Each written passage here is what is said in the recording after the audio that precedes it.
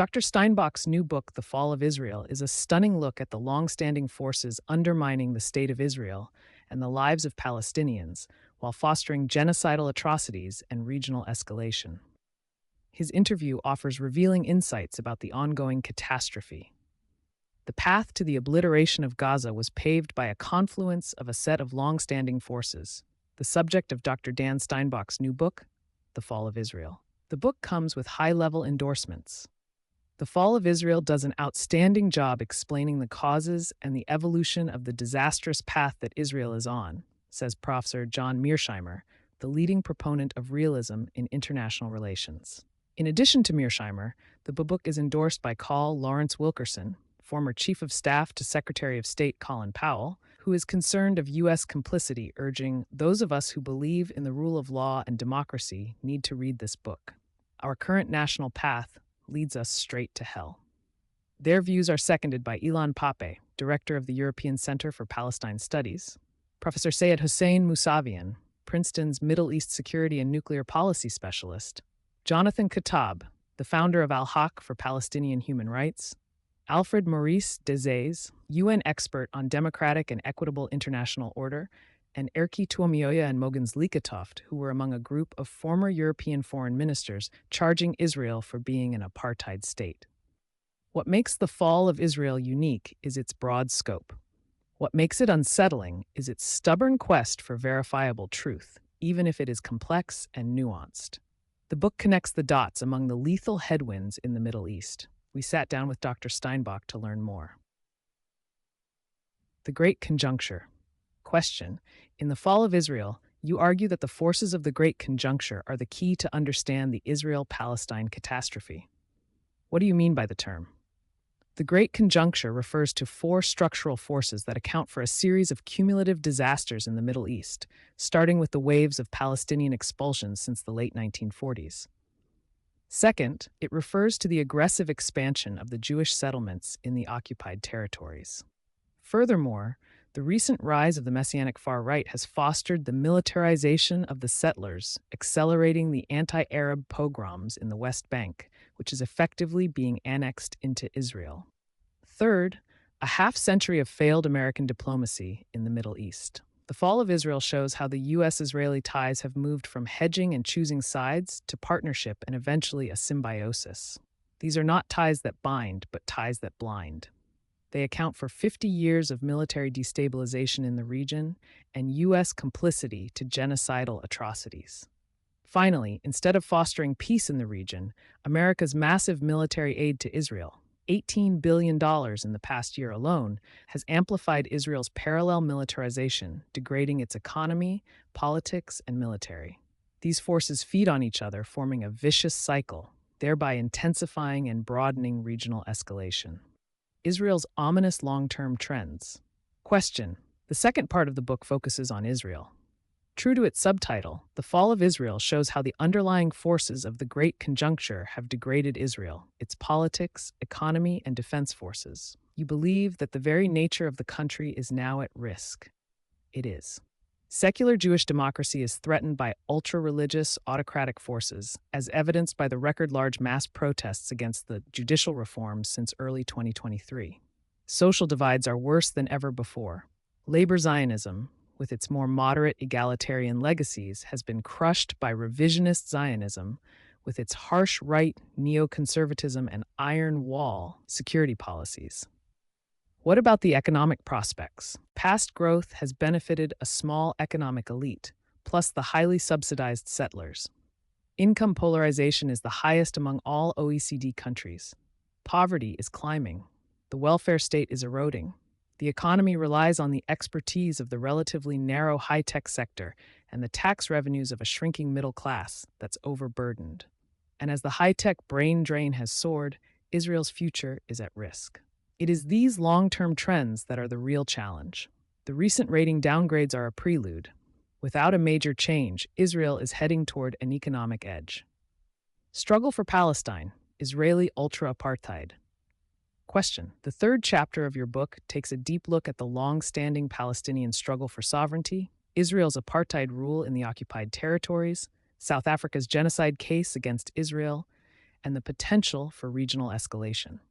Darter, Israeli independence and Palestinian Nakba or catastrophe are different sides of the same coin.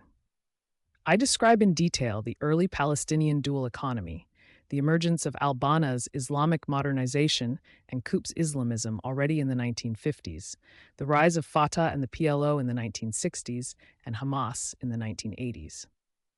Question. Then, the peace process crumbled as the right-wing Likud cabinets in Israel opted for more suppression, which has now turned savage. The First Intifada, 1987 to 93, paused with the peace process.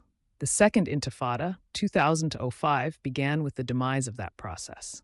It paused with Israel's withdrawal from Gaza, but was reignited following a democratic election in which the majority of the Palestinians voted for Hamas.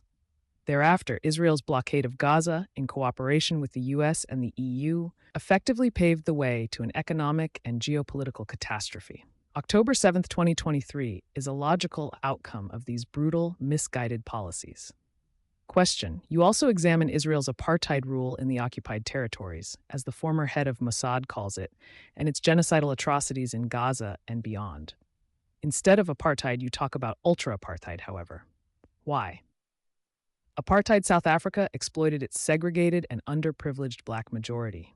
What makes Israeli apartheid different is its ultimate purpose: ethnic expulsions. It sees Palestinian labor as a redundant surplus that will eventually have to be expunged or worse. It is ultra-apartheid. Allegations of genocide and U.S. complicity. Question. The International Criminal Court, ICC, and the International Court of Justice, ICJ, accuse Israel of committing acts of genocide in Gaza. What is your take? The Genocide Convention lists 5 conditions for genocide. On the basis of extensive evidence, I conclude that the Gaza atrocities fulfill 4, possibly all 5 conditions. You also looked at historical examples of starvation from British rule in India to Auschwitz and Gaza. It is one of the saddest and most painful sections of the book. There is huge gap between the West's media portrayal and what has taken place in Gaza. It is moral catastrophe that will cast a dark shadow over decades to come. What about allegations of U.S. complicity? These atrocities could not have happened without the incessant flow of U.S. arms and financing and the close collaboration of Israel and the Biden administration. Abundant evidence highlights U.S. complicity, as the leading genocide scholar William Schabas has argued. This is a direct outcome of a status quo in which international law has been rendered effectively impotent. Regional repercussions.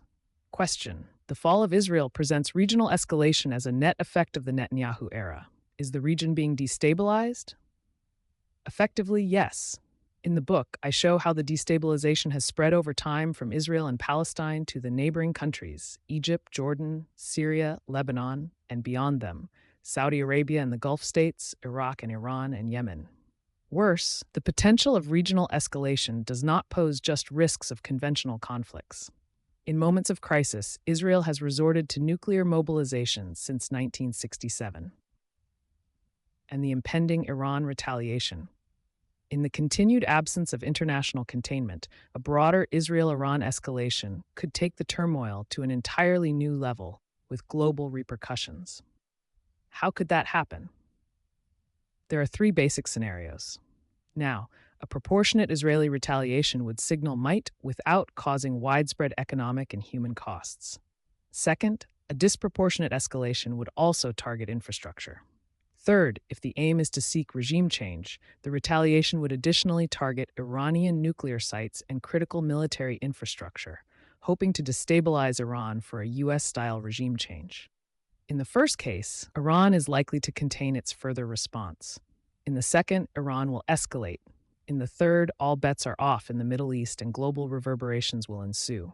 Why the fall of Israel? Question. Why the title? Some speculate it reflects a fall from grace. Others believe it heralds the economic fall of Israel. Still others stress the destructive impact of the perfect storm in the Middle East. While I was working on the book, I often thought of Gunnar Myrdal, the Nobel awarded development economist, and his master treatise, An American Dilemma, 1944. It was inspired by the gap between the American creed of opportunity and the ugly realities of segregation. There is a deepening chasm between Israel and the occupied Palestinian territories, but also huge divides within Israel and between Israel and the neighboring Arab states. The parallels abound. Just as American democracy is not viable with racial seclusion, Israeli democracy is not possible with Palestinian segregation. Most observers know you as an expert or visionary of the multipolar world economy. What's the link with the fall of Israel? For decades, I have looked into the structural conditions of growth in the West and development in the global South. By contrast, this book shows what happens when those objectives are reversed for geopolitical reasons. It is about the deliberate unraveling of development and modernization. The book is very extensive. When did you start writing it? Just 2 to 3 days before October 7, 2023, I began to write a brief on the impending storm between Israel and the Palestinians. Before October 7. Yes, I'd been projecting that storm since the late 2010s. I knew it was coming, but not when. However, it was the 50-year anniversary of the Yom Kippur War, Israel's 9/11, or a 50-year time bomb. Question: you've said that the writing process was fast, but that it was a half-century-long project. Yes. Prior to the 1973 Yom Kippur War, I toured all the occupied territories, interviewed both the colonizers and the colonized. The Israelis saw a bright future and thought they were paving the way to a lasting peace. The Palestinians saw no future and dreamed of a land of their own. I saw the settlements as a ticking time bomb that could subvert Israeli democracy, endanger its Jewish and Arab citizens and Palestinians, morph into apartheid, causing a cycle of forever wars with its Arab neighbors. Question: but to many, October 7th was a major surprise. It's a very convenient view and fully misguided. Right after October 7th, 2023, CNBC interviewed Eurasia Group's Ian Bremmer and myself. Bremmer said the Hamas offensive was no less than Israel's 9/11. By contrast, I said the attack certainly did not come out of the blue. I saw it as a logical result of 50 years of failed military policies. Question: it was a time bomb. Yes, but it's no longer just ticking. The explosions have begun. So, was October 7th a surprise? Not exactly. Israeli border soldiers saw signs about an impending attack months before that date and warned about it repeatedly, particularly in the prior weeks, as I show in the book. The warnings of these largely female spotters were ignored by the top echelon. It wasn't a failure of intelligence. It was a massive political failure. And the question is why? Question: I don't recall seeing the spotters' interviews. Dr. Steinbock answered, most were killed by Hamas, but the few survivors have been interviewed widely in Israel since October 2023. Yet their stories were picked up by the mainstream media far later, if even then, in the West. Messianic far-right. What's the role of Israel's messianic far-right in all of this? It has evolved hand in hand with the huge settler expansion since the 1970s, but its rise has drastically intensified in the past 25 years. With the inclusion of the far right in the Netanyahu cabinet, the foxes entered the henhouse. Hence, the efforts to turn the secular democracy into a Jewish autocracy, to demolish Gaza, to annex the West Bank, and devastate southern Lebanon, and to go after Iran. Question: you argue that the infiltration of these groups into Israeli institutions has been downplayed for decades by observers. The rise of the messianic far-right does not conform with the image contemporary Israel would like to project internationally. Yet, extremist rabbis have legitimized supremacy doctrines since the 1967 Six-Day War. Parallels with Weimar Germany. Question: are there parallels with the 1930s Germany? A part of the messianic far-right identifies with fascist canons. These changes have taken place with the rise of a dual state, as in Weimar Germany after 1933, when democratic institutions were being penalized by far-right populism, violence, and xenophobia. Is the threat recognized in Israel? Yes, but not by the mainstream. Historians like the late Zeev Sternhell and Moshe Zimmerman have warned about such trends for years. Yeshayahu Leibowitz saw that future already in 1968, as did novelist Amos Oz. the co-founder of the Israeli peace movement, whose book on the settlers I translated in the early 1980s.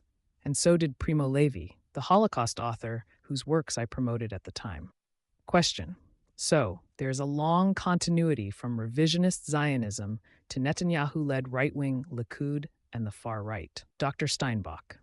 When the right-wing Likud first took over the cabinet in the late 1970s, it was led by Prime Minister Begin, the former head of the radical right terror group Irgun. Begin was the successor of Ze'ev Jabotinsky, the pioneer of revisionist Zionism who flirted with Mussolini's fascism in the 1930s. Prime Minister Netanyahu's father, a one-time assistant of Jabotinsky's secretary, befriended revisionists who dreamed of a Jewish fascist state in Palestine. Netanyahu himself has always advocated Jabotinsky's harsh iron wall security policies, algicide, and atrocious complicity. Question. In the fall of Israel, you coin new terms such as algicide, ultra-apartheid, necrotization, and so on. Why? Dr. Steinbock. New concepts are needed for new realities. In particular, the Israeli deployment of the Dahiya Doctrine since 2007 has resulted in genocidal atrocities, which moved to a new phase in Gaza. Question, you call them algicide. Why, Dr. Stock? Algicide means the systematic use of algorithmic war, or algorithms and artificial intelligence in genocidal atrocities. That is, algavlas genocide, algicide. Pioneered in Gaza, it has now spread to southern Lebanon. Question, how can such devastation be allowed to happen? Steinbock. The atrocities will continue as long as the United States is willing to remain complicit and the international community fails to intervene. Without U.S. weapons, monies, and training, these massacres would not have occurred. It is devastation that could pave the way for much worse. UN, UNRWA, UNIFIL, and undermined peace prospects. Question. Recently, Israel's Foreign Minister Israel Katz, one of the architects of such atrocities in Gaza, declared UN Chief Antonio Guterres persona non grata, banning him from entering Israel for kowtowing to Hamas and Hezbollah. Dr. Steinbock answered, an absurd allegation, but it's nothing new, like shelling the UN peacekeepers and seizing the UNRWA headquarters in East Jerusalem to make room for illegal settlements. It is a part of the long effort to keep the UN away from Israel-Palestine. As I show, the path to this surreal status quo was paved in the late 1940s when the UN's first mediator, Count Folke Bernadotte, was assassinated in Jerusalem by the Stern group of far-right Jewish extremists.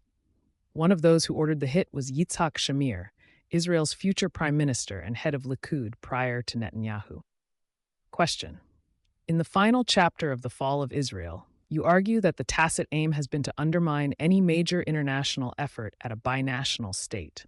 On the basis of mounting historical evidence, that seems to be the case. Since then, too, the generic solution models, that is, Confederation, Federation, Palestinian autonomy, have been undermined one after another. Question, what's left? If the international community will continue not to intervene, only the fourth model, a unitary state.